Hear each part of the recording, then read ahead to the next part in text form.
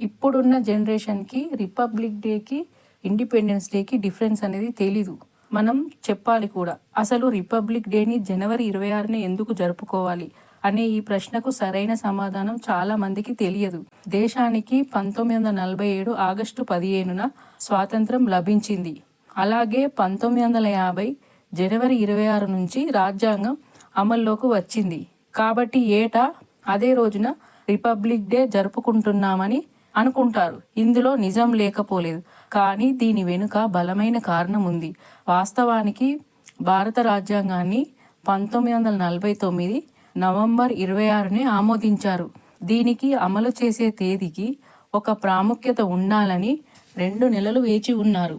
లాహోర్ వేదికగా తొలిసారిగా 1930 జనవరి 26న కాంగ్రెస్ పార్టీ జాతీయ సమావేశంలో పూర్ణ స్వరాజ్యం తీర్మానం చేశారు. త్రివర్ణ పతాకం ఎగురవేసి భారతీయుల స్వాతంత్ర సంకల్పాన్ని బ్రిటిషర్లకు గట్టిగా వినిపించారు. ఎంతో మంది త్యాగాలు, ఎంతో మంది బలిదానాలు, దేశ ప్రజలందరూ కలిసి తీసుకొచ్చుకున్న ఈ స్వాతంత్రాన్ని ఒక ప్రత్యేకంగా ఉండాలి, చరిత్రలో ఉండాలని 1949 నవంబర్లో పూర్తయినా కూడా 2 నెలలు ఆగి అదే జనవరి 26 తేదీ 1950లో దీన్ని అమల్లోకి తీసుకొచ్చారు.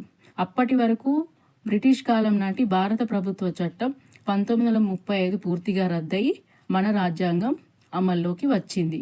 దీన్నే మనం రిపబ్లిక్ డేగా జరుపుకుంటాము.